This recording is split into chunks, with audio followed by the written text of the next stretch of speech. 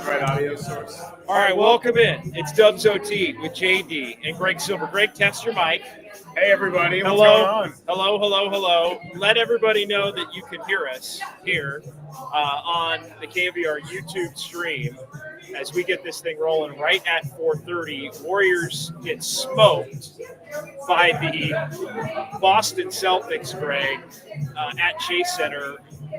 There have been some bad losses. I know Steve Kerr's touted the Warriors' competitiveness this season last week and the big back and forth discussion surrounding where they ultimately go with this season. But today was ugly. The Celtics are defending champions and haven't been playing well. But when you look up at the end of the afternoon and you lose by 40, it demands some kind of change. And I think the change in path in which the Warriors are looking to go may not be one that excites Warrior fans. But, I mean, my goodness. I mean, it was, Steph Curry tried to do his thing, and literally nobody played well for the Warriors in this game. Maybe a little Quentin Post garbage time. But beyond that, one of the worst. I mean, it's two of the last three basically at home if you go back to the Sacramento game. And you go back to, I guess, two of the last four if you go back to the Sacramento game at Chase Center for the Warriors getting down 30+. Ugly stuff. Are we on? Oh, yeah, we're on. We're good. Okay. And we got the chat rolling. I was just filtering through some of it right now. What's up to everybody?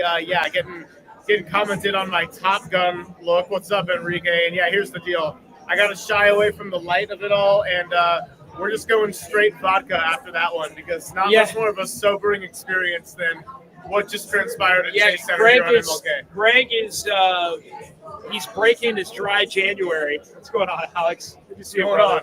Good to see you. Here from Harmonic Brewing in Drive C. So, Greg, I mean, where do you even begin off of this one? I mean, the Celtics are obviously the defending champs. I mean, it was, at least in the first half, Steph Curry being Steph Curry, but, I mean, no help in this one. None whatsoever. They just got lit up. They were non-competitive, and it just – the Celtics fans that were in the building kind of took the joint over. I mean, it was a far cry from, as you mentioned as we were walking over here, the 2022 NBA Finals. I think we begin by talking about the first quarter because you didn't have Jonathan Kuminga. You didn't have Draymond Green. No Podziemski still. You're already a little bit depleted. You went starters of Steph, Schroeder, Wiggins, essentially playing GP2 at the 4 and Trace Jackson-Davis. And first quarter, even though the offense never got going at any point in this game, they were able to stay afloat. And with the first 8:25 of that game, because Steph subbed out with 3:35 to go, you were only down 19-17. And I think that the reason you were able to hang in there with this one was you had 4 offensive rebounds. Trace Jackson-Davis was making his presence felt on that side. You had 0 turnovers, which is always a problem when the Warriors have slow starts to these games. And you were generally playing just clean, good execution basketball against the defending champs, even though it wasn't anything that impressive. But when Steph goes out, in the final 3:35 left in that quarter, you get Buddy Hield, who's a good free throw shooter, going 1 for 3 at the line off a timeout, immediately missing an open 3 in transition right after that. You have your first turnover about a minute after Stephen Curry, and we got Matt Mayoko hanging out. Yeah, Matt Mayoko stopped by before the game when we were on. I was on with Dieter here, and we did a couple hours. Yeah, Mayoko was just looking for something to do today. He heard us actually on the radio earlier. That game's at 2:00, and he thought, I'm looking for something to do. I think I'll go to the Warrior game on an MLK holiday Monday afternoon. So, yeah, Matt stopped by, said hi. Didn't put one on the JD tab, although he could have. He already had one in his hand when he got out here.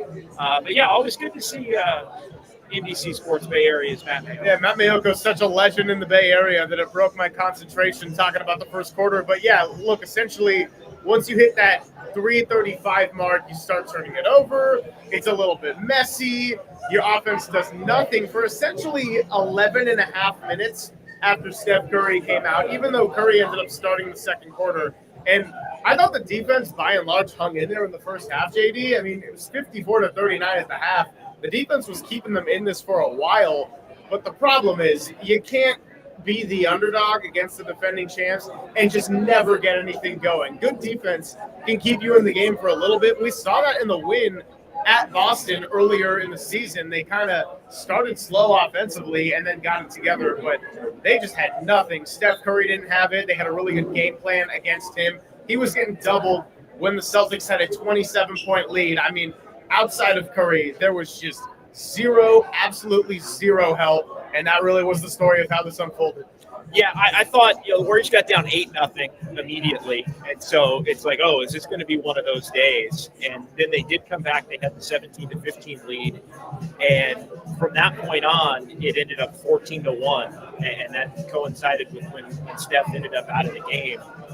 And I never thought the Warriors were really in the game from the end of the first quarter on. To me, that 14-1 run basically ended it, and you just look at, Steph, for the time that he was on the floor, ends up a minus 15 for the game. He scores 18 points. I mean, the only other Warrior in double figures in the game was Moses Moody, and Moses Moody was a minus 25.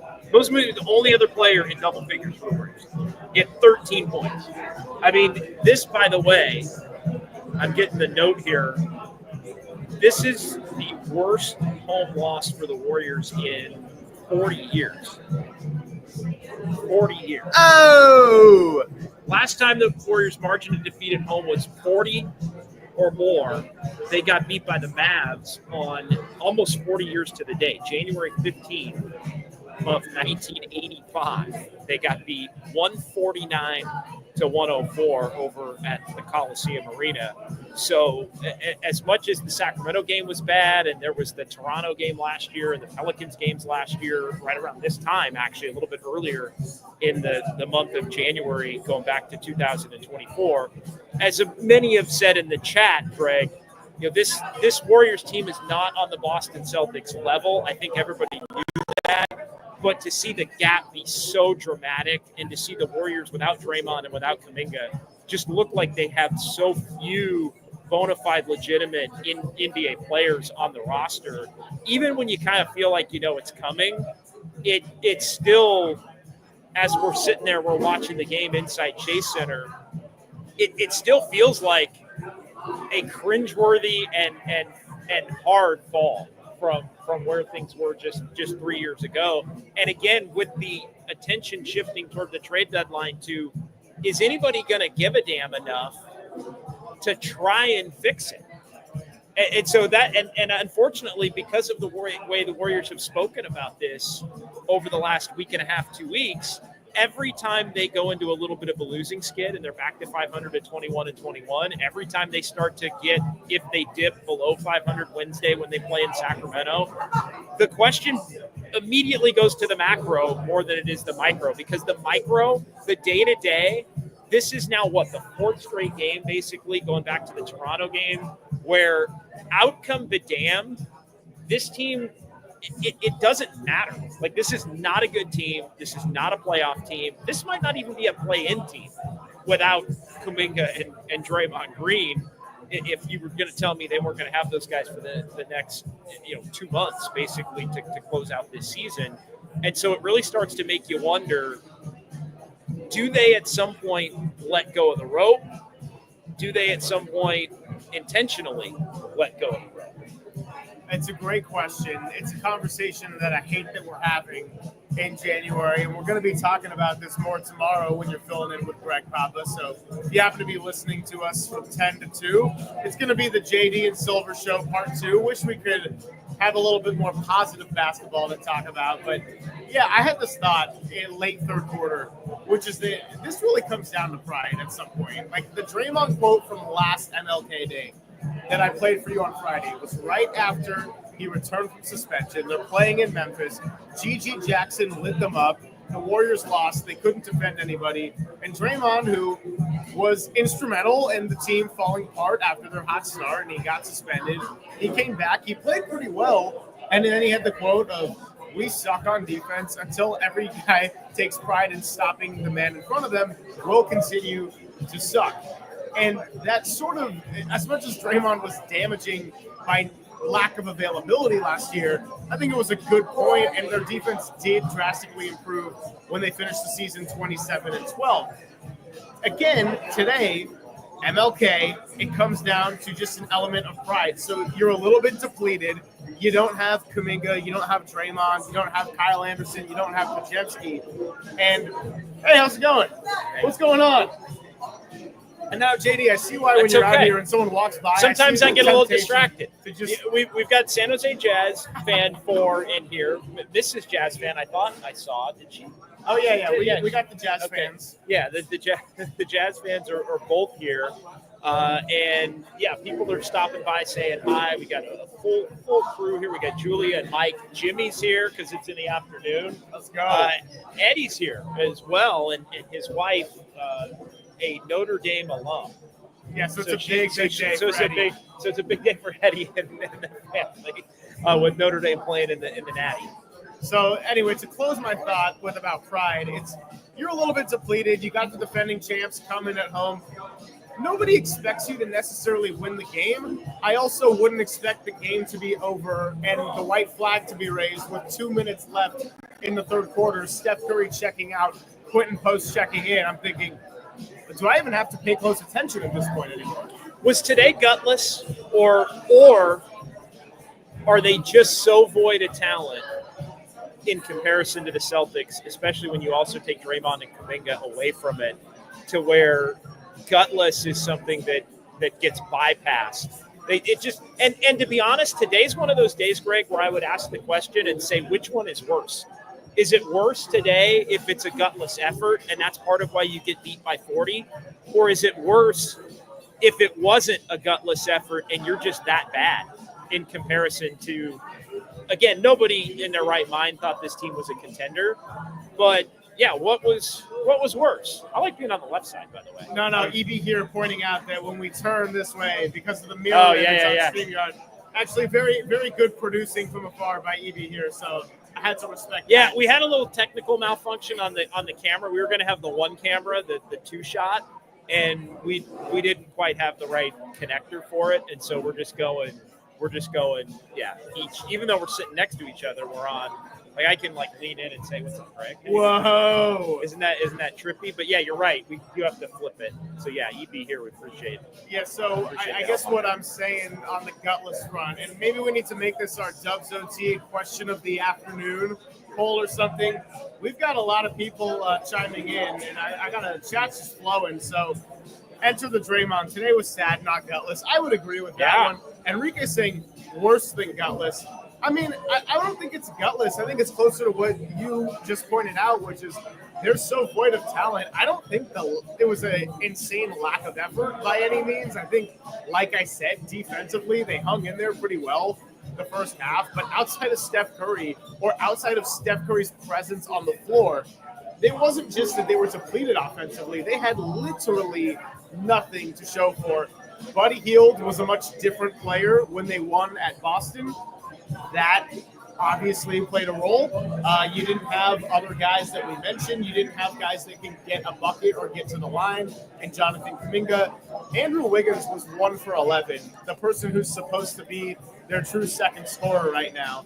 So all in all, they just had nothing to show for. And it really didn't matter how well they clamped down defensively. I mean, Jason Tatum took a while to get going in this game, and you never would have known it because the Celtics always had the comfort of a 10 to 17 point lead until things really got out of hand. Yeah, it was, I think, in this sense, worse than gutless. I would agree with that statement, Greg. It's worse than gutless because it just showed the complete mismatch in terms of the overall talent that's on display there. And, the Warriors got nothing today from Andrew Wiggins. 1 for 11. He was 0 for 8 early in this one. And Wiggins has played much better of late. Steve Kerr tries to start Gary Payton II at the 2 to get some kind of defensive resistance. And that doesn't matter in this one. I mean, it's just not enough offense. And look, the Warriors could have scored 120 in this game and still ended up losing the game. But they didn't, and they just showed a complete I mean, you just look at the rosters of these. I mean, you got Wiggins minus 29, Schroeder minus 29. You get Jaylen Brown and Derek White. I mean, this is the defending champs for a reason. They haven't really played like it in the last. I think they're 4-4 in the last 8, 8-7, maybe in the last 15. They are in a bit of a mini slump. They're in a mini slump for them, but they come in with ease today, focused in front of the national audience, beginning a trip out to the West Coast, and just light work to improve to 30-13 and send the Warriors back down to 21-21. And look, there was another paralyzing realization that I had, and we'll get to some of the YouTube comments coming in here. And I also want to make sure I can make sure we send out a little bit of a tweet bump here. Yeah, we can never over promote on the tweets, and I guess that would be a good chance to filibuster. But you're good. You're good. I always have to start to do something and then stop. But bottom line is you can't cancel the vibes, okay? Well, someone just said we were more entertaining than the Dubs today. Hey, I appreciate it. I think the bar was set pretty low, frankly. No, the bar was set really low. And again, the Warriors are at a crossroads right now when you look at a couple of things. And this is what struck me. And I put this out on social media. To me, the Warriors are increasingly close right now to the final 2 months of their season being Jonathan Kuminga's back and he's doing that Corey Maggette impersonation, and Steph Curry and Draymond Green are either sitting on the bench in sweats or street clothes, or they're not even in the building because they're hanging out with their families and making sure that their health is right. Because it feels like this Warriors team, and the first time I really thought about it was when they started addressing last week the fact that, hey, there's not really anything that can be done, not going to mortgage the future. Sometimes the best thing you can do is nothing. When you start to have that kind of conversation and you open the door here to that being included, and you win game, lose, like every time you get to that point where you're 500 or slightly below, it starts to seep in a little bit. And so it with every loss, I feel, puts the Warriors, if they're not willing to salvage it, and we know they're not trading Stephen Curry or Draymond Green, nor should they, then what's the opposite direction? What's the opposite direction? He's good. He's good. Julia checking in on us here. Julia's a caretaker, so. Yeah, no, she is. I was about to say, no, he's going with the straight vodka. Right, yeah. The straight. Tequila up next if I'm still breathing a little bit. But maybe I'll take off the aviators. Aviators are good, man. Break, but I just got to let the internal tears dry a little bit. No, the aviators look good, man. That's a good look. That's one that you can pull off when you're starting the show at a little bit before 5 Pacific time. And it's a little harder to pull off when you're starting the show at about 9:30 in the evening Pacific time here. So you're not going to trade Steph and Draymond. Nobody's advocating for that or saying that that's something that would even be done. But what's the closest thing you can do toward a shutdown or a dial back on a season? It's have those guys sit out. It's have those guys be done for the year and sort of pack it in. And I really do feel like with every loss, we're getting closer to that becoming a louder part of the conversation, even though Steve Kerr says, oh no, we're fighting, we're competing, it's all going to be good. Like, there's been very few blowouts. Oh, by the way, there's been another blowout today that you add to the list. If you think tonight or this afternoon was bad, I mean, think about the prospect of Steph Curry not playing in Sacramento on Wednesday. The Kings are playing much better basketball since they fired Mike Brown and Doug Christie took over. 9-2, and they always treat games against the Warriors, especially the games in Sacramento, like they're playoff games, if not finals games. And so they're on a heater.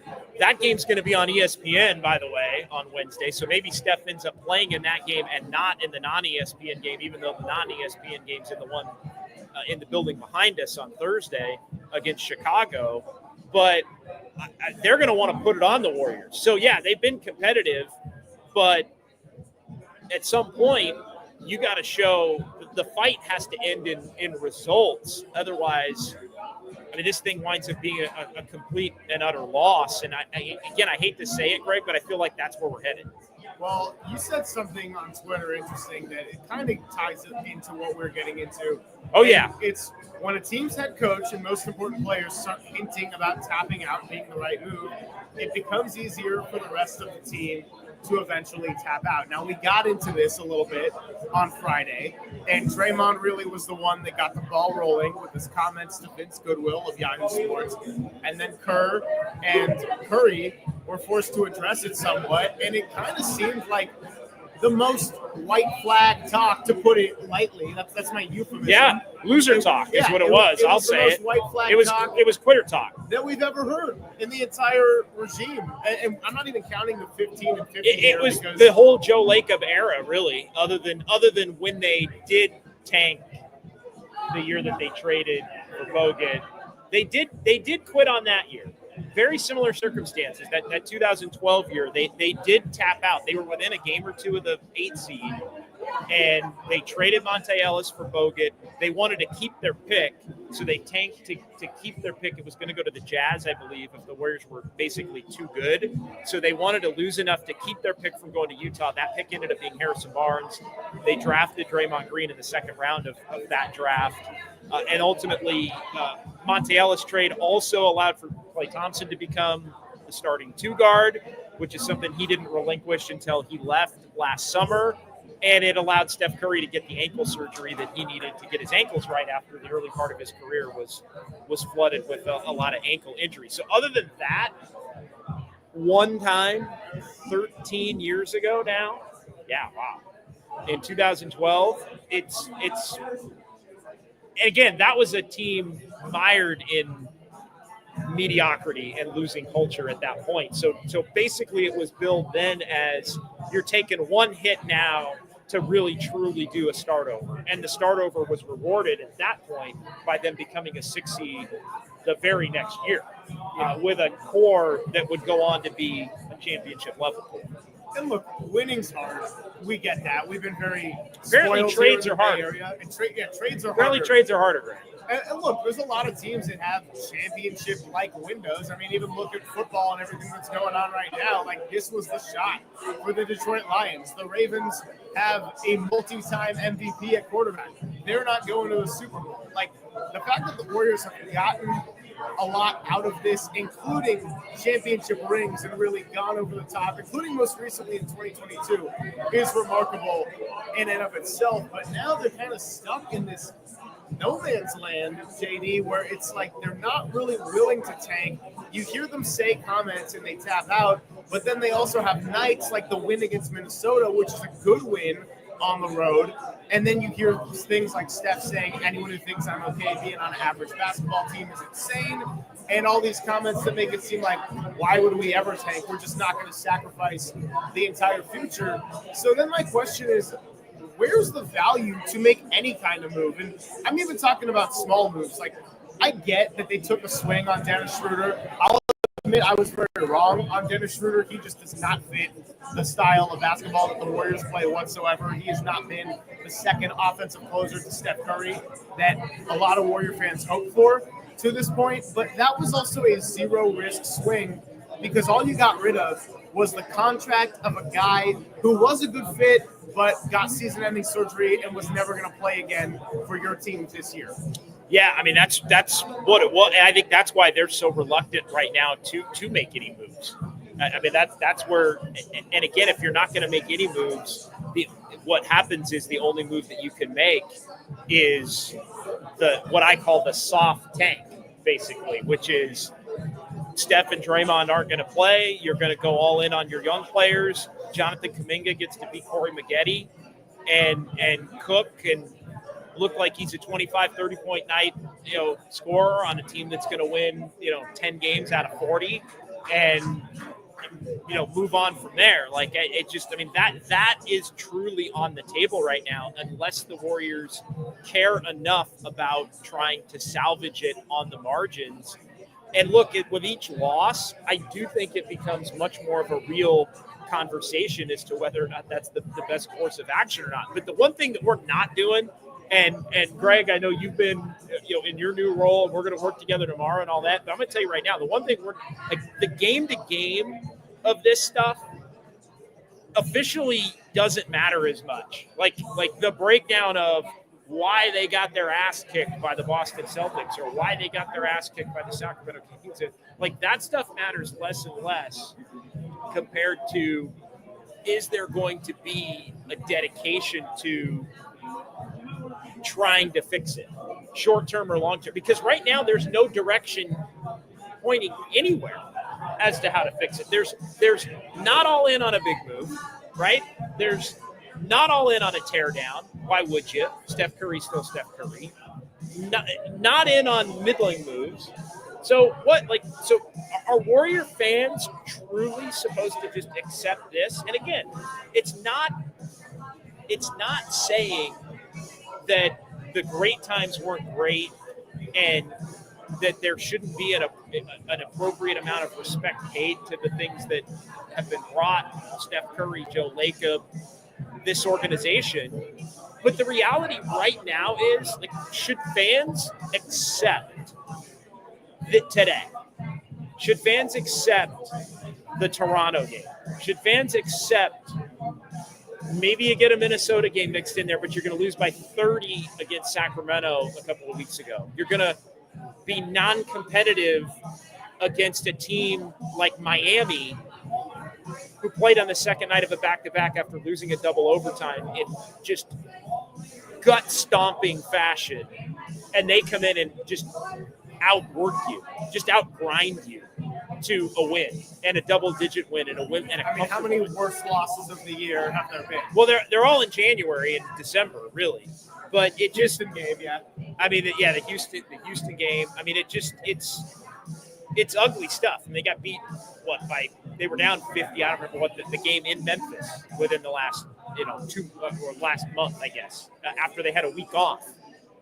So at what point? I don't care what the great times have been.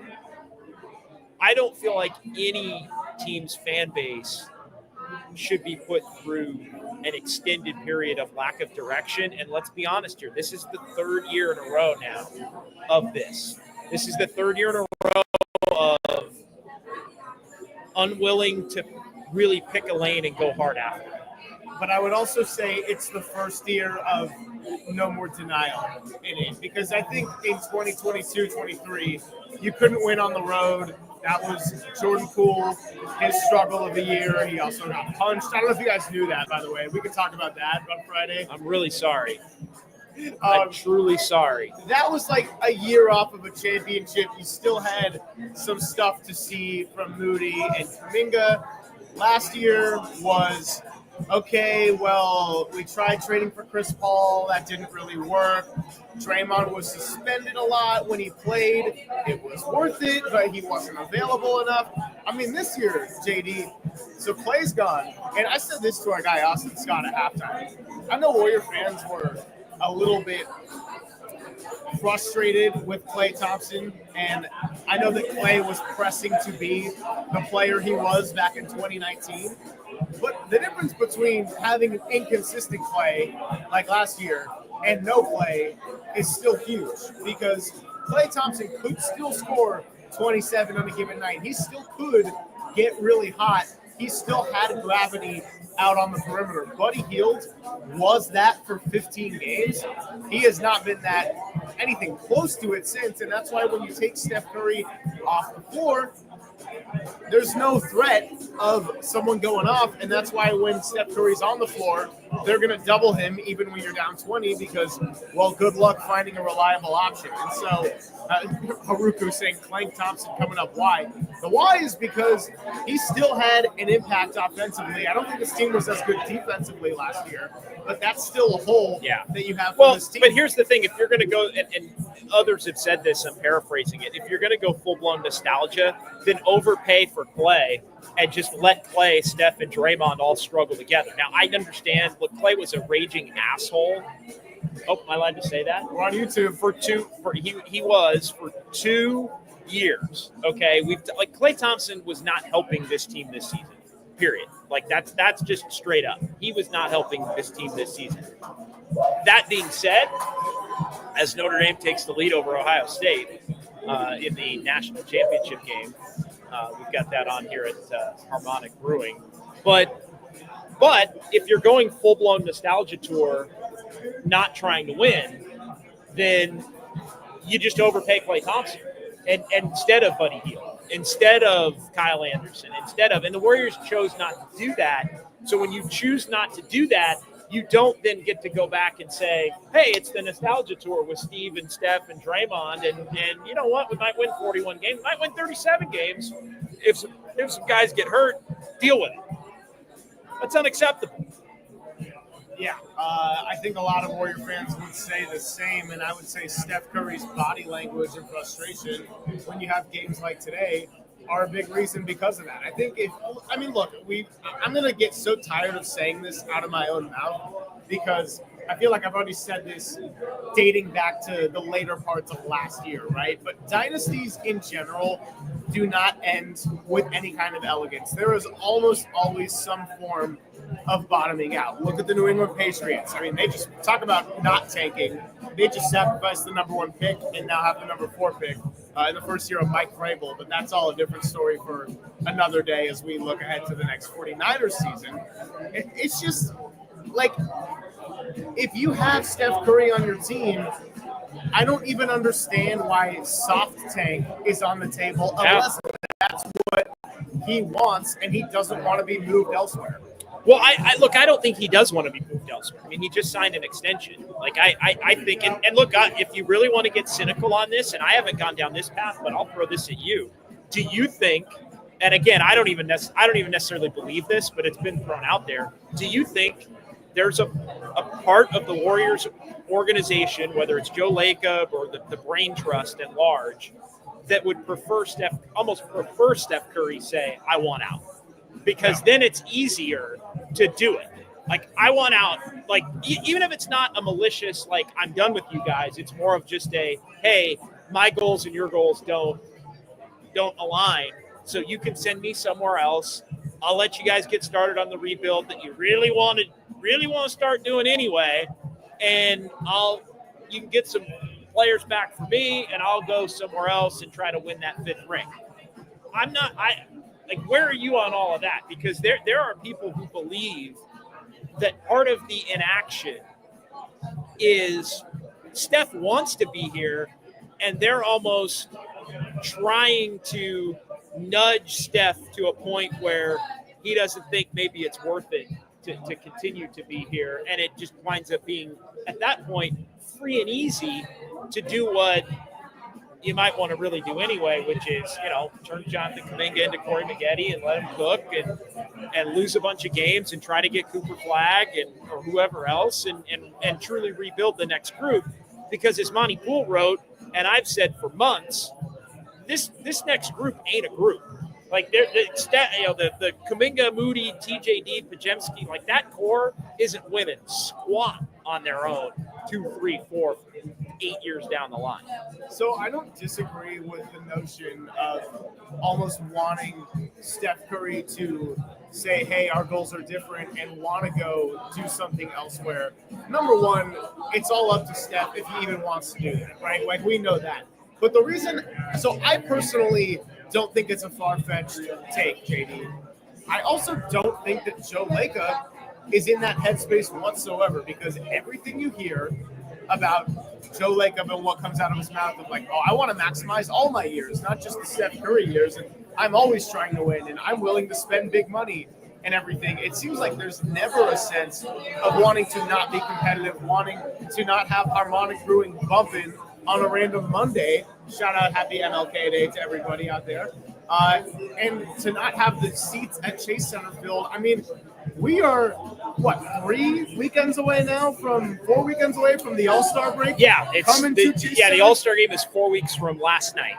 March Madness West Regional Finals for the about 2 Sweet months 16 out. And Elite 8 is going to be here at Chase Center. Like, everything in terms of the schedule, what Joe Lacob says, his mode of operation, what people say about him, none of that screams willing to part ways with Steph Curry. And if it does hit a point where strings are going to be cut and they're going to agree to shake things up and not do this kind of we're going to try to keep this thing going, but maybe with players that are a little bit too old or past their prime, or we're going to get some smart vets, and Kuminga and Moody are going to make the jump, and Bajemski's going to be an all-star. Like, dude, that's not happening minimum until the summer.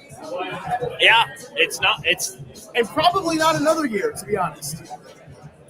Well, which part? Yeah, I mean, they're all sticking around if they want to stick around. I would say, through the end of this year plus next year.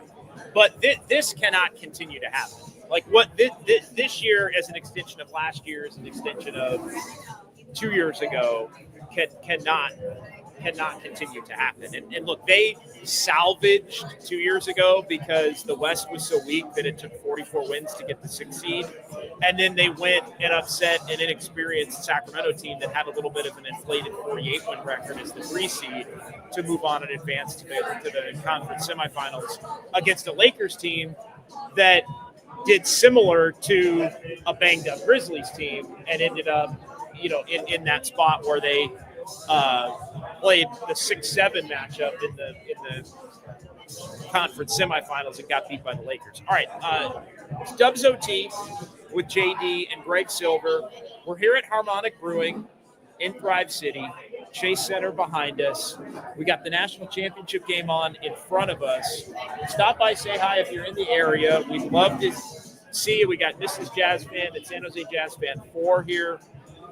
And double the trombones and saxophones, baby. We're living out here. And a lot of others who have just wonderfully stopped in and given us a wave or a handshake. And it's really a nightly occurrence, and we couldn't appreciate it anymore. A couple of things here in the chat. I'm going to kind of go back to FL Dubs fan. Can't watch anymore of this crap. We'll come back for Dubs OT. That was while the game was current. That's right. That's where the game was going on. And, Kerr needs to call timeout late in the third just to give the viewers a break from watching this. The Warriors look so pathetic trying to close out on wide open three-point shooters because they're helping somewhere else. Hey, as you go through the chat, I'm going to say one other thing that I had in my notes. The Warriors, I actually think, got a fair amount of decent looks today. Sure. And they had nothing. They've gotten a lot of decent looks in a lot of games and haven't hit. But they don't have enough good offensive players. It's because I am so sick of the Warriors just can't buy a bucket, or they're shooting 21% from beyond the arc. It's like, yeah, a lot of that has to do with not being able to create shots or move the ball. And I get when you were really good and you had all these shooters and you were younger, yes. But also, today was particular, like, wow, they don't have anything on offense besides Steph Curry, who was already banged up coming into it. And they were getting some decent looks. And Lindy Waters III and Moses Moody and Guy Santos and anybody else not named Steph Curry, who, by the way, also didn't shoot it that well from beyond the arc, just had nothing in the tank. Nothing in the tank. Again, it's the talent. And today, I think, as much as you can look at a 40-point loss against anybody and say the effort wasn't there, to me, today was talent. The thing that's startling, paralyzing, Greg, is the Celtics' talent level as the team that is the defending NBA champion and the Warriors' talent level in terms of, yes, you're taking Draymond Green and you're taking Jonathan Kuminga out of it, but Trace Jackson-Davis and Dennis Schroeder providing nothing. I mean, you're playing Guy Santos. Moses Moody playing the floor was like something that became – it was something that became a discussion point over the last 40. I mean, that's how bad this Warriors team is right now, that somebody actually thought, hey, it'd be a good thing to write. No offense to anybody who wrote it. I don't know who wrote it, but hey, Moses Moody at the floor has got some – Moses Moody's 6'5". And I get it. They don't have Draymond. They don't have Anderson. They don't have Kuminga. All their fours are gone. But, what are we doing? What are we doing? I mean, Lindy Waters, Buddy Hield. Buddy Hield, awful in the first quarter. I mean, as bad as he's played all year. What a 90% free throw shooter? Misses 2 of 3 free throws right in the midst of that 14-1 run to end the first quarter after the Warriors had worked themselves back into the game from trailing 8-0. I mean, the talent disparity is something that is just startling Joke's on you. JD, the Warriors kept trying for the big move, but don't you think small moves over 3 years would be better? Every interview has a 3 to 5 year plan. What was Dunleavy's 3-year plan? Sit and pray. I think the 3-year plan was one shot to make one move for one star. If we do anything that hampers the ability to make that move ahead of time, you're completely screwed. And I think that's where the Warriors are caught right now. And my stance on it, shockingly, people are going to be surprised. My stance on it is you can make smaller moves, and you can make a number of smaller moves, and the moves are so small yet beneficial that you still have enough assets to make a big move. Like, no, that's where I get into this whole mortgaging the future thing, and like, nobody's saying the Warriors should mortgage the future. But guess, I'm gonna break some news here. I almost got even more colorful, but I'm going to break some news here. Okay, you ready? Not literally. Yeah, if you want to throw a couple a-holes in there, go for it. Trading Jonathan Kuminga for Cam Johnson isn't mortgaging the future. Like, it's not. Like, the have we talked about this? The offer, the reported best offer right now for Cam Johnson. Have we talked about this? We haven't talked about this. Kevin Huerter, Trey Lyles, and a Sacramento first rounder. That is, according to Mark Stein, the leading trade offer for Cam Johnson. You don't think throwing Kuminga in that deal wouldn't immediately be the best offer? Kuminga salary relief, maybe not even a first round pick if they're high on Kuminga. So what I will say about the Jonathan Kuminga discussion, because I know that when it comes to he's not going anywhere. He's not going anywhere now. But when it comes to the notion of trading him, a lot of people get very strong opinions. The bottom line is, regardless of what you feel about should they trade Jonathan Kuminga, how much value can they get for Jonathan Kuminga, what's worth getting for Jonathan Kuminga, by not trading him, which seems increasingly more likely by the day and by games like that, they are going to have to be prepared to pay him $180 million or more dollars. Yeah, I think 35 times 5 is where it is. And they've got caught in this weird middle ground, JD, to where Jonathan Kuminga has played pretty well off the bench. They clearly do miss him and the instant offense that he can provide. He has overall been your second best offensive player to Steph Curry this year, but has he made, in quotes, the jump that was being advertised this offseason? Brandon Podziemski, we know, has not made the jump, but he's on a rookie deal, and it doesn't have to be solved right now. With Kuminga, it kind of was when they didn't come to an agreement for an extension. Okay, well, this is where he's playing for contract money. And I think the thought, at least for us, was if it's not happening, they're probably going to trade him mid-season because we didn't think it would get so sour to this point where it's like we almost need him to put a watchable product out there. But by not trading him, you're also getting set to pay him a lot of money because the even worse thing to do, let him walk. And again, that's where you find yourself in that position where you're making moves for the wrong reasons, right? And so I think that the moment you sign Jonathan Kuminga to the big deal, he immediately better perform like something close to that salary level, or his value completely craters. Like, I understand you can say from a math standpoint, increasing his number makes it more likely that you can get a better player, or at least a higher salary player, back in return. So I think the Warriors, one of the reasons they're not as panic-stricken by, well, it might have to keep Kuminga, doesn't necessarily mean because they keep Kuminga that they're married to Kuminga long-term, even though they would sign him to a deal. But it's kind of like the Jordan Poole thing. Once you sign him to that deal, immediately he starts being evaluated as a player worth that money. And if he doesn't perform at the level worth that money, then he becomes someone that's untradeable for a quality player of the same salary structure. So then you start talking about you're trading Jonathan Kuminga for Zach LaVine, and you're trading Jonathan Kuminga for guys that are Bradley Beals, guys that have fallen out in part of a pack.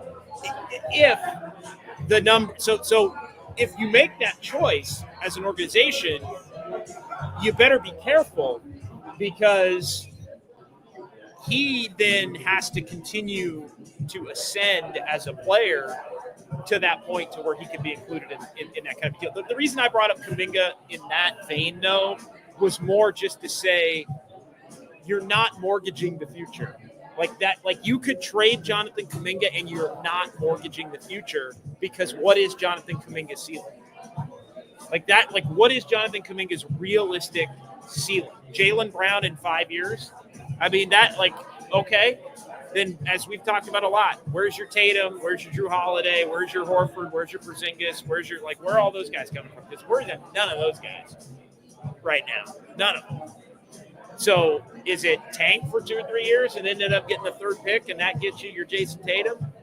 Like, oh wait, you still have Steph Curry on your roster. Like that, like it doesn't equate, right? It doesn't equate. Yeah, if I got to bring up one other element to all of this too, is typically dynasties or frequent winning teams in basketball particularly, it's tough to keep it going, because in basketball you got to keep drafting well at some point, especially as players get older. Now, I hate to do the cross-sport, cross-Bay Area analogy. Do it. But one of our talking points with the 49ers, as we've gotten into the offseason, as we've watched the NFL playoffs play out, as we've watched other NFC teams, and oh, by the way, the Washington Commanders don't look to be a year away. They're in the final freaking four right now. You got to go and hit on your early draft picks. Now, so the Trey Lance trade, you got away with it in the sense of you drafted a guy at 262 who was able to take you to a Super Bowl, who has the potential to get an extension and be your franchise quarterback. And you made up for trading 3 1s and a 3 to go and draft a guy who just wasn't suited to be a starter in the NFL. However, this year, with all the injuries and aging great players, you were starting to see the effects of the other element of the Trey Lance trade, which was the draft picks. We had JB Long on, the voice of the Rams, before the Rams-Vikings game, and we were talking about paths for the Rams to make life uncomfortable for Sam Darnold. And when he brought up Jared Verse, he essentially said, with the Rams having sacrificed so many picks to go and win that Super Bowl, they finally got another first-rounder, and Jared Verse was a reminder of what a first-round defensive end looks like. So the Warriors had 3 lottery picks during this whole run. They missed on James Wiseman. Obviously not the right pick, but I can understand why they went for the 7-footer when they had the team that they had. Then you got Jonathan Kuminga, who has been solid, but compare him to the guy taken after him, Franz Wagner. Not that guy yet. Not that guy. Better than Josh Giddey, the guy before him. And then you have Moses Moody, who I think is fine and has nights of looking solid, and I get that everyone wants him to get more minutes, but his future in the NBA, realistically, is hanging around for a decade being a decent role player on a pretty solid team. Back to the YouTube chat, jokes on you about the small moves versus the big move. I do think the small moves would have been beneficial, and I don't think the Warriors should look to not make the small move. But again, it all has to be in lockstep between the organization and the coaching staff. And are you going to acquire players that the coaching staff is going to want to play? Do they fit the system? Like everybody has to be on the same page. It can't be. It feels like the Warriors operate right now in a manner where they have this collective of the brain trust, and they all get together on a name or on a deal. Would you do this for this, this, and this? Here are the pros, here are the cons. And everybody's weighing in. It's Joe Lacob, and it's Kirk, and it's Mike Dunleavy, and others in the front office. They're all kind of kicking it around. Steve Kerr. It feels like if one person vetoes anything, it just ends. Like Joe Lacob doesn't want to do X, but everybody else, it's over. Steve Kerr doesn't want to do this, but everybody else, using that example, I'm using a dramatic example. Dunleavy and Joe are good. Steve's not. Steve and Mike are good. Joe's not. Joe and Steve are good. Mike's like, yeah, I don't know. That might be a little bit too much good. It feels like, Kirk chimes in with some spreadsheets, whatever. So what I'm getting at, though, is when you do that and everybody's got veto power and you must have full-blown consensus, it's hard to get, and 4 is a light number. It's probably more like 8 to 10 people. But you've got 4 or 5 people with veto power. Take care. Good to see you. Julia taking off here at Harmonic. And we have to say that will goodbye because Julia is a big part of the Yes, she vibes, is. and we really value the vibes extra today because we need the vibes. We value the vibes. That's all we have. We value the vibes, and we need the vibes. So anytime there's veto power by 4 or 5 different people, trades are hard. Trades are hard. Trades get hard. What can I say? They get hard. Hard Yeah. to do. By the way, just as my side note, watching Ohio State tie this game up. Yes. The 49ers don't need to draft a wide receiver. Okay, like of all the areas of need, that's not what they need to attack on the list. But I want me some Jeremiah Smith. Jeremiah, I just watch Jeremiah Smith's on the board, and I go, can I have one? yeah, that's fair. No, they need to address defensive tackle, O-line, win in the trenches, as our buddy Tim Ryan likes to say. Yeah, win in the trenches for sure. Max Lopez back to the chat. This is totally embarrassing, completely outclassed. Who would want to trade for any of these players? Joe Schmo, Warrior season like this game. They were close and ahead at one point, and now some of these are pretty funny as the game headed down the stretch. Chat's on fire today. It's here, been hard to keep track. It's been hard. Well, I'm going. Well, the apologize. good news is, based on our camera setup, both of us have the ability to kind of search through in different things. Joe Schmo also adding Kuminga should be Wagner. Well, he's not. JD Grab. I'm actually drinking a Prog Rock for those asking. I know San Jose Jazz fan 4 it kind of alerted everybody, but yeah, the Prog Rock has become. So I was in here earlier, and Jimmy, the fine manager here at Harmonic, Jimmy was here because typically, he's kind of manager's hours, right? Like he's here when things open, he's getting everything, making sure everything's functioning properly. But Jimmy gets to dip out usually right around game time or a little bit before, and you'll have people that are closing up. Mike's usually closing up.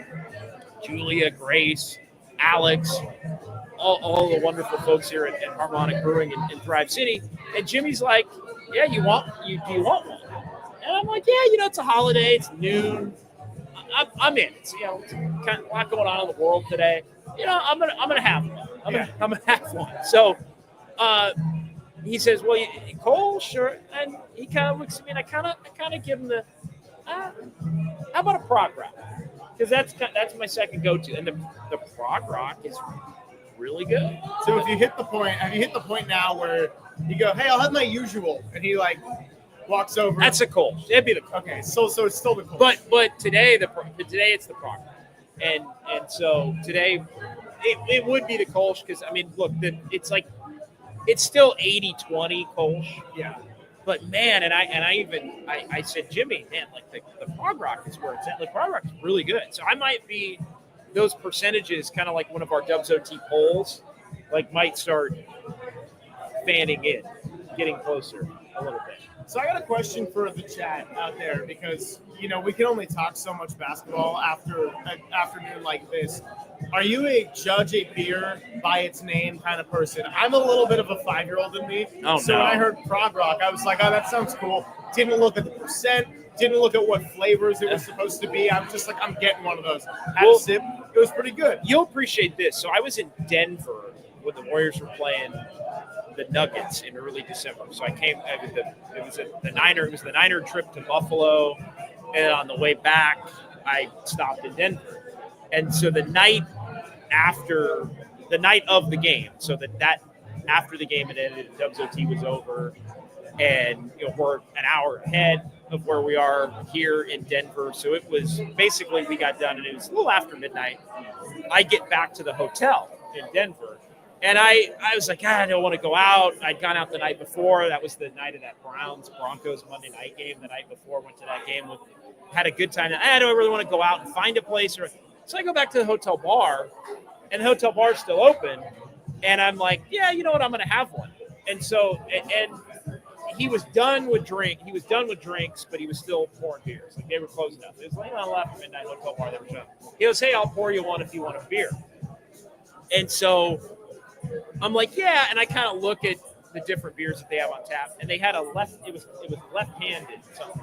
Okay. And I don't know. Maybe I'm like, oh, you know what? I'll take a left. And you, because you're left-handed as well. That's right. We're both left-handed. So the left-handed, I'm like, yeah, I'll take a left-handed because I'm left-handed. And it was like the darkest chocolate oatmeal, like stout, and that is completely obviously against the grain for me. And that's also a tough one to end on. Like I'll have one more. You get like this. Well, no, I had one, and then it was night till Christmas. Yeah. And this was on December 3rd. So no, but to your point on the name, I just rolled with a left-handed whatever, and didn't really see what the make and model was. It was just more what's the name. Yeah. And yeah. So I still enjoyed it, but it was. That's intense. I'm very much the vibes can change, and I'm all about just whatever the mood is. Anna says JD and Greg both being left-handed. You're lefty? Oh yeah. Yeah, you wouldn't know it because I'm holding my beer in my right hand, and I'm very ambidextrous. Gotcha. Yeah, I've ordered like a mini bottle of champagne at a bar once. That was a panic order. Got made fun of for that. So what I did was finish it, and then I doubled down. And then my friend and I actually looped him into my mess. We got another one. Occasionally, I'll go for the fruity cocktail just for the fun flavors. I'm a no shame kind of guy.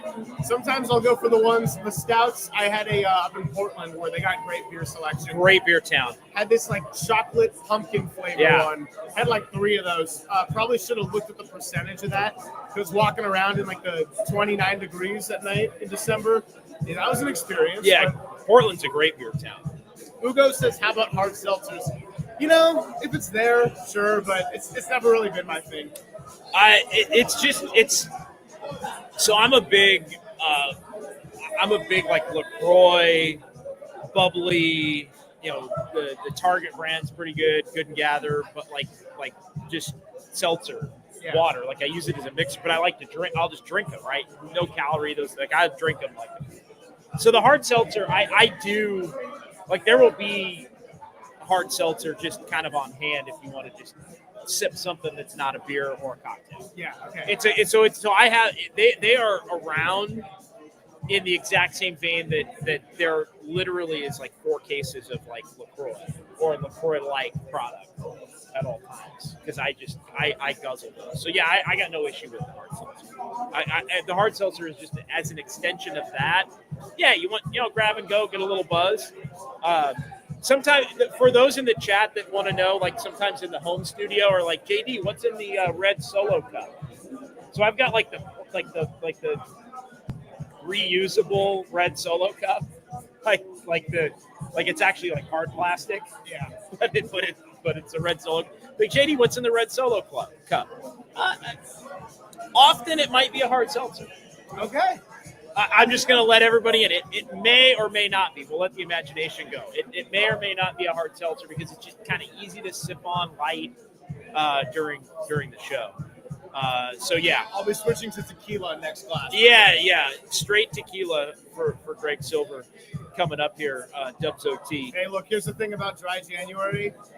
The most sobering experience of all was just what I witnessed at Chase Center. Matt, look, and Greg's serious about this. I thought he was joking when he first said it. He says, yeah, no, I'm doing dry January. And I tried to do dry June, and somebody laughed at me. I'm kidding. I made the joke. I'm like, about dry June. See, that's why I picked January, because if I did any other month, I would just get looked at like, why? That's too trendy for me. I can't do dry January. too much going on in January. Max Lopez, Boston had the balls, the guts to move guys like Smart in their prime, and we've been sitting on Wiggins and Kuminga like they're winning assets for 3 years. It's over. Careful, and the results just repeat. Yeah, not good. Tough stuff there. 808 KNBR. Actually, don't call 808 KNBR. I was going to say, if you want to talk to Kyle Haar. Yeah, Kyle Haar's watching the Natty. He's actually getting off right now, so I don't know who you'd go talk to. Let's take a quick timeout. Let's take a quick break. We're an hour in here, and we'll come back. We got about another half hour to go here. San Jose Jazz fan and Mrs. Jazz fan are in the house. There is so much going on in the YouTube chat that we're going to collect ourselves and come back and get to the best of it. A lot of people saying hi here at Harmonic Brewing in Thrive City as well. We appreciate it. As it is Dubs OT with JD here on the Sports League. All right. Very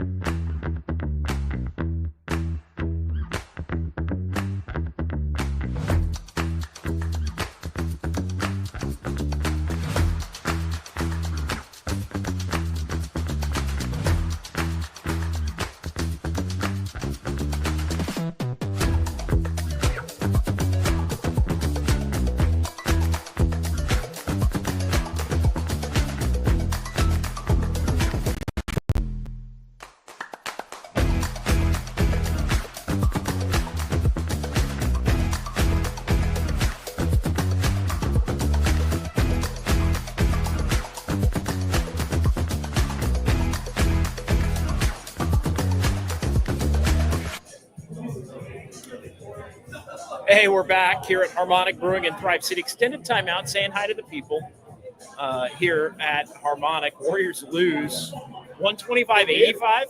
Is that what it was? Yeah, 125-85. 125-85. I thought they won. So the Warriors are 21-21. Back here, final 20 minutes or so, 20, 30 minutes-ish, and we're going to be back together tomorrow, 10 to 2, here on KNBR. But we appreciate everybody in the YouTube chat. It's been a fiery chat here during this Monday afternoon for the MLK holiday. We got the national championship game on. I'm sipping on a Prog Rock. Greg is sipping on just whole grain alcohol. He's just going to town over here to my right. Other general takeaways from today, and not really today specifically, but just where today leads you as to what this team does. I've got two things. One, which I'll get to in a bit, was what I just discussed with San Jose Jazz fan and Mrs. Jazz fan. Interesting talking point. But then the second one, or I guess rather the first one where we'll begin this, is what do we make of the Steve Kerr situation? Because we haven't gotten much into that. Obviously, he has not had a fantastic year. It's also not entirely his fault. Like, everybody deserves a lot of blame when things are going really bad. But I feel like as part of the no man's land thing a little bit, it's like, yeah, I know Steph and Draymond and Steve are kind of all a package right now. But if we're going to talk about the pride and the lack of effort and putting out a product that is going to put people in the seats at Chase Center, like, I do think there's an element of that falls on coaching sometimes. And that's not to say that the Warriors should have won this game per se, but they've had enough losses now in the last 2 months. And really, going back to last season, a very similar stretch when things started good and then didn't go very well. I think he's done a nice job starting things the right way, getting off on the right foot, and then the end of last year, I think everyone understood their role a little bit better. But right now, when you're just not competitive, I think it brings everything into question. Yeah, it does. And look, I don't think Steve Kerr's going anywhere necessarily unless they move into the full-blown rebuild type of a mode, and I think that would be the post-dating of the Steph Curry era. It feels like to me. Now, could those two things be unaligned? I think possibly, but I don't get the impression that they would be next year on that. Yeah. And I still think, as much as for this season, this team may wind up in evaluation mode in what looks like a semi-rebuild, I don't necessarily think that means that the offseason would be that, or that even next season at the beginning would be that. But I do think that they could head down the path of, hey, Steph and Draymond are really banged up, shut them down, let's allow Kuminga to kind of do his thing, allow a true full evaluation in basically a not going to win, and winning is an important environment of the young players, and then move forward off of that. I think Steve Kerr could handle that. The misconception about Steve Kerr, in my mind, has always been that he can't coach a team that's developing and void of expectations. But I think it's the last part that's the most important part. I think Steve Kerr can and would embrace it if it was fully stated that that's what it was going to be. Yeah, like the only year he had team void of expectations was the COVID year. The in-between year, or the in-between stuff doesn't work for him. The in-between, the develop them all, but we're all in, like, that doesn't work. And I think that's unfair to even think, because the two things just do not mesh, do not merge.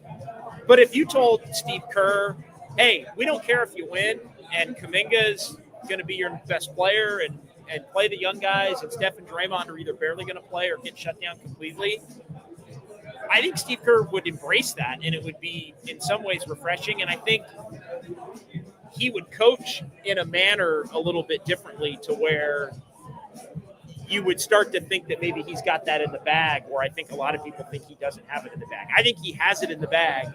It just has to be a scenario where everybody's on board. It's kind of like the Kuminga development thing, right? Like for Jonathan Kuminga truly to develop, he needs to be in an environment where winning kind of doesn't matter. and he can go out there and play and make mistakes and learn from them and grow. And eventually you start to win more because of that. But that takes multiple years to accomplish. I think as far as Steve's concerned, it would look a lot different, and everybody's perception of Steve would look a lot, would look and feel a lot different if everybody was sort of on that same page. Yeah, I mean, I bring it up because there is the side of Bennett in the YouTube chat saying he's got a banged-up roster, devoid of elite talent, aging superstars. It's not a great hand for any coach to be dealt. I think that's fully fair. I also think that, you look at the Kings, right? And Doug Christie, and they're 9-1, and they've gotten hot. Well, the Kings have 3 guys that would be better than the Warriors' second best option as a scorer or a player. Yes. So that's a big difference in and of itself. Maybe 4.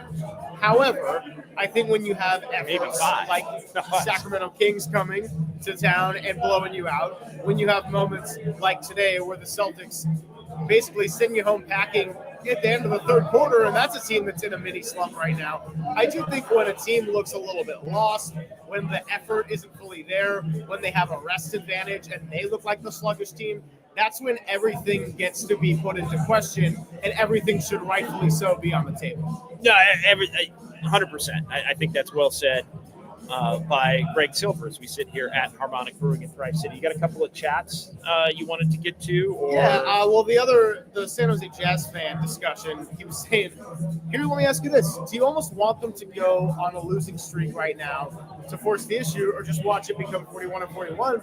And I said, truthfully, they've had enough games to me that in theory should set off some alarms. So I don't know if losing any amount of games or how bad things could get between now and February 6th, we're talking 2 weeks at this point.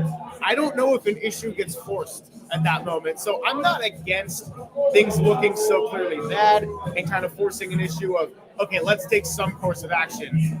I would love Steph Curry to be in the Bay Area for the entirety of his career. I only think if he specifically asked, I want out, then you honor that request. So it's not necessarily about that, but does a losing streak force an issue before February 6th? Truthfully, JD, I don't know. I think it may force the issue into not doing anything. I don't think it forces the issue into I think this team has to play well and win some games if they're going to force an ad, let's say, at this point. I think the Warriors right now are more apt to look at where they are, 21-21. They're currently 11th in the West. They're the first team out in the play-in tournament. Minnesota had a lead, lost in Memphis. They're 22-21. I mean, it's a glut right now. I mean, the Warriors are 2 games out of 6. Right now, they're 2 games out of 6. You go on a 4-game winning streak. Not that the Warriors are talented enough to do that, but you go on a 4-game winning streak, you're 6th, and basically a game and a half or a game out of 5th at that point. We're going to be teased by the standings for the duration of the year. But it's going to be like last year part 2. But that's, and it already is. And the problem that I have, Greg, is the fact that I feel like the Warriors look at the standings and they look at the fact that they've been so mediocre and yet they're still so close to the 6, and they think that allows for them to not have to do anything. Right. And to me, that's complete and utter bullshit. You have to look like that should be the reason why you look to make the Midland moves, the moves on the margins. That's the fact that you're so close. Do something that opens up a 10-4 stretch, because a 10-4 stretch might get you to 5th. I mean, look, the Kings were buried in 12th. And again, granted, their stretch is 9 of 10, but 9 of 11 since the coaching change, because they lost the first game, and they went from 12th to where they sit right now in 8th, and they're like a game out of 6th and 2 out of 5th. Yeah, and it's one little stretch. You're right about the talent level in terms of, especially the offensive talent level, as far as those 2 teams. It truly is night and day. The Kings are flawed in their own ways. They haven't been the last few weeks, but they have offensive firepower. I mean, you said 3 guys that would be the 2. I feel like Fox, Sabonis, DeRozan, Murray, Monk. Oh, Monk, yeah. and maybe even Murray. Like it's. I mean, Murray got off to a really slow start. But, Keon Ellis, baby. well, yeah, Keon Ellis has basically been prime Kobe Bryant since Doug Christie took over. So That's been the big difference. he's been prime Klay Thompson in terms of his three-point shooting, I think, since, and maybe even better than prime Klay Thompson in terms of percentage. Not volume, but percentage since Doug Christie took over. But the point is they have a lot of offensive firepower. The Warriors don't have that offensive firepower, which in the regular season, when you don't have that offensive firepower, it's less likely. Because like the Kings are a perfect example of they basically stripped all the expectations down because they were so bad, right? It was so bad. They had embarrassed themselves to the point where they got Mike Brown fired. We can get into we're not going to get into all of that. Maybe we talk about that a little bit on Wednesday. But it got to a point where they were so embarrassed that they had to start playing harder. And when they started to play a little harder under Doug Christie, he gets the credit for that. But when they started to play harder, all of a sudden they're playing teams that are either banged up or maybe aren't as locked in. Warriors, as you know, in January the Dog did, and now they're winning every night. But what they did was they used the offensive prowess to get on a little bit of a roll and reset to where they're playing better defense too, because the offense became the primary focal point again, as it had been 2 years ago. And so they're playing their best basketball really since 2 years ago when they had that surprising run, which also is the last time they really didn't have any expectations because they had expectations against them. So it all kind of works hand in hand. The Warriors are never going to not have expectations. The Warriors are never going to really have a night where teams don't take them seriously. Like those are two built-in things that it's just different because of Steph Curry and Steve Kerr and Draymond Green and the Warriors brand here over the last decade. So, but when you don't have offense, it's like Bruce Bochy would always say this, going back to when he would manage the Giants. When you don't hit, you look flat. When you don't hit, you look flat. When you don't score in the NBA, when everybody scores and you can't shoot, you don't have skill, you look flat. You look like you don't care. I'm going to have to pocket that quote for April, May, June with this baseball season. When you don't hit, it's one of the great. I mean, Bruce Bochy had some gems that I probably won't. I'd share with you off the air also. But if when you don't hit, you look flat. And so then everybody starts saying, well, you guys look like you're not playing hard. You look like you're going through the motions. It's like, well, it looks that way when you're just 3 up, 3 down, and you're striking out, and you're losing 3-1 every night, which obviously the Giants have had a lot of success in that over the years, even when they were a good team. So you're saying that if they lose a few games and they drop below like a San Antonio, then I think force an issue. I think it's gonna. Well, the issue that's gonna be they're gonna punt.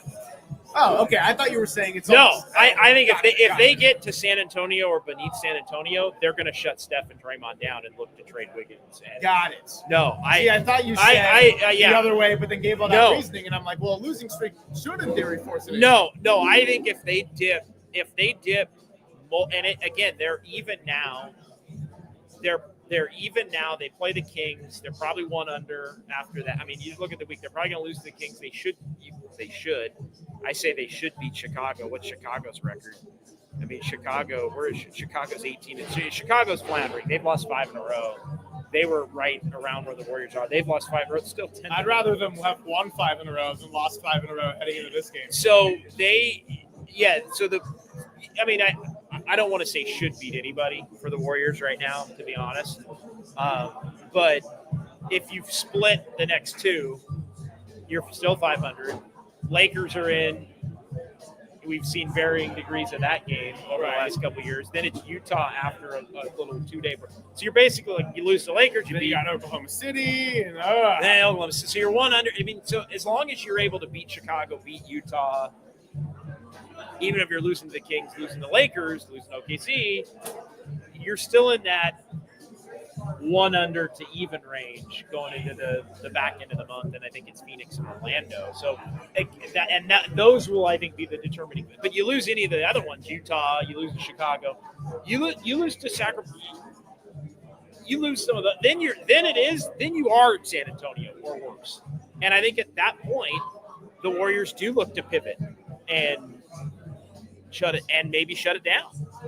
Like, and again, and get under the tax and find ways to retool. Now, you'd be probably trading Andrew Wiggins if you wind up looking to do that.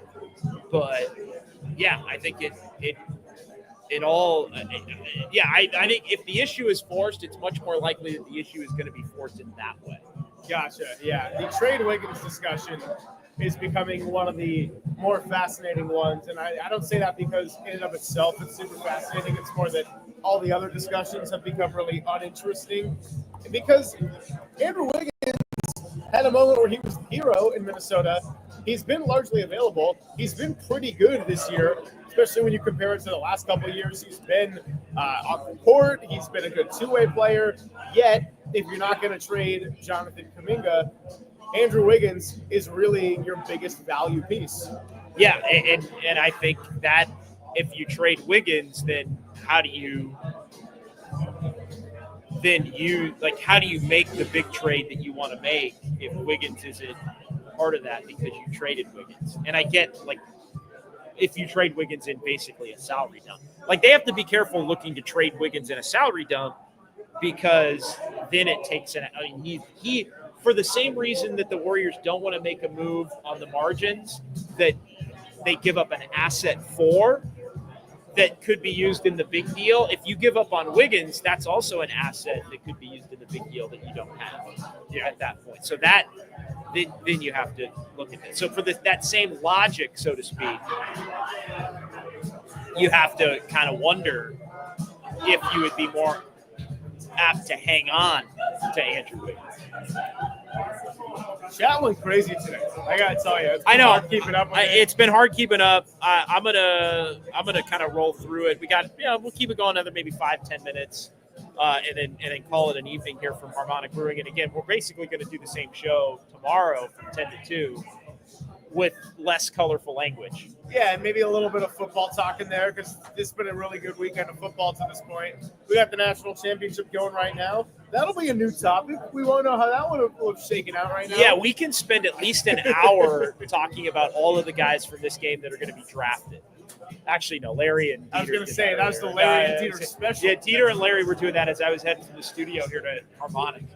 They literally, it was unbelievable. Like, there was some sneaky traffic actually on the Embarcadero for the holiday, and they ran through both Ohio State and Notre Dame's rosters and gave, like, basically everybody on both teams that's going to go in the draft. Not like to the Niners, but like, hey, here's your blue chippers, here's your third round, here's your guys that take a flyer out of the seventh. Like, they were all over. Well, you and Dieter did some draft shows together last April. He did. With the 49ers, and I got to tell you, you had life pretty good. He walks in with a binder and just has all the tabs. And oh, everything. Yeah, he's got it. He had a full, refined take for every player taken in that draft, 49ers or otherwise. He did. No, he absolutely did.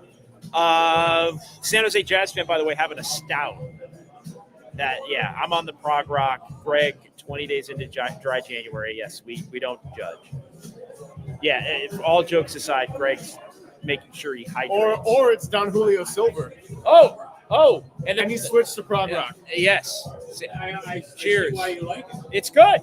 It's good. And I'm more Pilsner light. Like, I like a little lighter. It's lighter, almost fruity. It's like if you squeezed a lemon in a Corona or. It's refreshing. It's very good. I was telling Jimmy, like, prog rock might have to be more frequent. More frequent. Yeah, that's Jimmy's go-to. Jimmy, yeah. This is one of our devoted listeners and viewers. Jimmy's Tom, Jimmy. Yeah. My handle is San Jose Jazz. San Jose Jazz. Big in our chat. Big Question. listener. Yeah. So last year you were San Jose Jazz fan the third, and now it's the fourth. Is it just up every year? Did you get banned? I got banned by 95 cents. Whoa. Who are they? Whoa. Hit the dump on Kenny. Hit the dump. Okay, that's a great story. I was wondering the context good. the whole time. I'm like, You're good. it's San Jose Jazz fan, but a different number this time. So he's overcoming the ban. Careful here. You could, tell it in a. I've been banned 1, to been banned 4 times because I had another handle with 4 times. with our government names Oh, yeah. first, and then and it had Mrs. Jaspet's name in it too. Oh, okay. Got it. And so then I said, well, I don't want to get her in trouble, so I'll just do my own. That's a good husband move, for That's sure. the way to do it. So when we hold up the 4 fingers, it's not Klay Thompson holding up the 4. It's not Draymond Green or Steph Curry holding up the 4. It's San Jose Jazz fan getting banned 4 times from YouTube. That's exactly what That's it is. the new signal. That's yeah. exactly what it is. Tom, appreciate you. Thank you. And big fan of the prog rock. I will have another prog rock actually. Yeah, I will as we. Because Mrs. Jazz fan needs her beauty sleep. That's Yes. okay. Understandable. We're about to we're gonna try to get to as many chat comments as we can, and we're probably gonna call it. But no, thank you so much. Really appreciate it. Yeah, San Jose Jazz fan 4. Why is it 4? Well, because he got banned. Enrique also giving me something to sleep on. I like this gritty version of silver. I don't know what Was it the about Aviators? is gritty. I don't. Maybe it was That's the not Aviators. gritty. That's not gritty though. That's not gritty. That's actually the opposite of Now gritty. I'm going to spend the whole drive tonight doing the show remotely tomorrow. So I'm going to have a lot of time to do some thinking and reflecting. And I'm going to show up tomorrow feeling gritty. You know, Baker Mayfield woke up and he was feeling dangerous one day. Yeah. I'm going to wake up feeling gritty. Greg's going to wake up and feel gritty. I'm going to wake up and start looking at where I can buy some Aviators. I was like, damn, I might need to throw that in the mix a little bit here, especially as we start to head down toward the summer path. Too much. If they aren't going to make any moves, might as well report a phantom injury for Steph and just rest him the rest of the season. Well, here's the thing. You don't even have to do a phantom injury for Steph because he's got a couple of real ones. He's got the ankle and he's got the hand. And I mean, that's why he isn't playing in some of the back-to-backs. Andis Brown, sad thing about today, probably a C+ to B- game by the Celtics. I asked Dieter earlier before the game. I said, Dieter, what level game do you think the Celtics can play and win? And he said a C game. I thought that was a B game for the Celtics. It was a B game. I don't think it was an A game, but I think they did take it seriously from the jump. A lot of people chiming in terms of the potential for Steph. Regulator Steph isn't a quitter. Stop the madness. He isn't a quitter. And I'm not implying that Steph is a quitter at all. And I don't think he was a quitter on the court today. Apollo Crews, no way Steph is satisfied with this lineup for sure. And yeah, there's 40 games left. Let's ride. 40 games left. Here's the deal, though. Steph's legitimately hurt. So it's like, again, he's able to play, but he's hurt enough to where if they wanted to take that route, they could, I think, take that route. They're on pace right now. I know that's not technically they're on pace to win 44. The way that this thing is trending and the injuries and their give a F level, they're headed toward like 37, 38 wins right now. Like that's what this feels like to me. With 40 games to go at 500, this feels like 16 and 24. Something like that. Can I be extra pessimistic? Or maybe this is me just working on my grittiness. I could see them getting to 38, 39 and winning like 5 of their last 6. They did it 2 years ago. They did winning 5 of their last 6 to get to 10. Yes, like this or winning 5 of their last 6 to get to where it's them or well. Here's the thing. Like I will also. You want to talk about the play-in tournament even? If you just go through the West, every team in front of the Warriors, right now they're 11th, San Antonio's 12th. Every team among the 10 that are currently in wants to be in. Like there isn't a team like that's like if you look like Phoenix wants to be in and is looking to get Jimmy Butler if they can get Jimmy Butler. Minnesota is incredibly like they are colossally disappointed in the year that they're having right now, 22 and 21. The Kings have they fired the coach because they were 12th and now they're 8th. And you know, so they like the Kings want to be 10. And the Kings want to be much higher than 10. Dallas, defending Western Conference champs. currently 7th. excuse me. The Lakers and Clippers won it. Denver, obviously, OKC, Houston, and Memphis are the two teams that were beneath the Warriors at the end of last year, who have vaulted ahead of the Warriors in the standings this year. Those two teams, I think, are they might have enough of a cushion already to where they're in the top 10 if they just kind of maintain. I mean, if both of them play 500 the rest of the way, Houston can play 500 the rest of the way, they win 48. Memphis could play 500 the rest of the way and basically win 47 or 48. So that's going to keep you out of the glut, which I think, this year to me is more like 2 years ago, whereas you get to 5-6.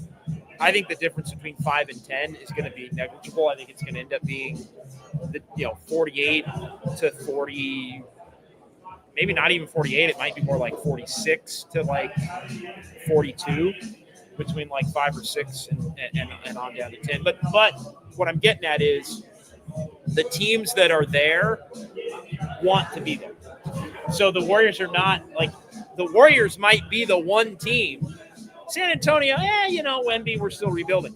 The Warriors are the one team among the group, as you look at everybody in front of them, that may not want to be there, which also, I would say, bodes dubiously for the Warriors attempting to continue to be fighting for something. All right, final thoughts. Final thoughts is I'm going to join you for some Dubs OTs coming up because we're going to have a lot of regurgitated discussions. Oh, my goodness. We're going to need some multiple voices on some segments because I imagine these shows have gotten quite interesting as a euphemism of way of putting it lately. And also, just love the chat. I know I say it every time, but I think my favorite of the whole day, JD looks like he's piloting a helicopter, and Greg has Top Gun vibes. Yeah, that's no question. And yeah, appreciate EB here for getting us straight in terms of the left and right as we're basically sitting next to each other. Hi, Greg. I know that nobody cares about this fact at all, but if we were on Zoom and I turned this way, it would be the other way. So right. StreamYard just completely disorients me. Right. EB here with the production message of the day. And look, like I said, terrible game. Can't ever cancel the vibes on us. No question. And as far as looking at Wednesday, amid rock, can the Warriors beat the Kings? Right now, no. I don't think they can. The way the Warriors are playing, the way their Kings are playing, I think that has the potential to get very ugly in Golden One Center because, again, the Kings take those matchups extremely seriously. For the Warriors, it's just one of the 82, and it's one of 82 for a team that just is not motivated night to night, and they're shorthanded when they are, and they just don't have enough talent on a lot of the nights where they are rolling. And so, yeah, we'll see how everything shakes out. Final thought here, FL Dubs fan, JD dead on. I actually feel right now with half the season left, we are done. The players are acting like it. Kurt knows it. So watching going forward will be challenging. Well, make sure you're at least watching Dubs OT. We'll keep you updated on everything that might be the way to do it psychologically. That happens in the game. You get the good vibes of Dubs OT. You get to hang out in the room. You don't have to put yourself through the game or at least the full 4 quarters on any given night. No question. So, yeah, appreciate San Jose Jazz fan 4. Come on over and say hi real quick. We'll give you a little camera time. Kind of duck down in there. Yep, thank you. Cheers to you, my friend. Appreciate San Jose Jazz fan 4 for trying to be careful with that. Killed the tequila. That whole thing. Yeah.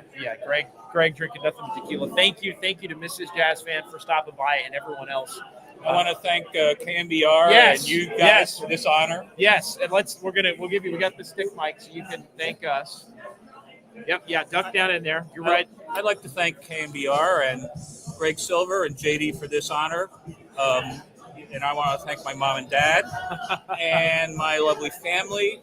And it's such an honor to be with all of you in the chat. I've admired your work for so many years that it's we're all winners. Yes. There it is. Could not have said it better. It's a wonder nothing catastrophic has happened yet with the equipment.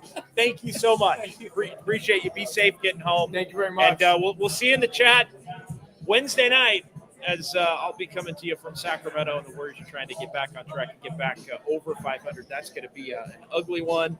And, San Jose Jazz fan 4, making sure that he stopped by and said hi. For Greg, I'm JD. For Alex and Mike and Julia and Eddie and Jimmy.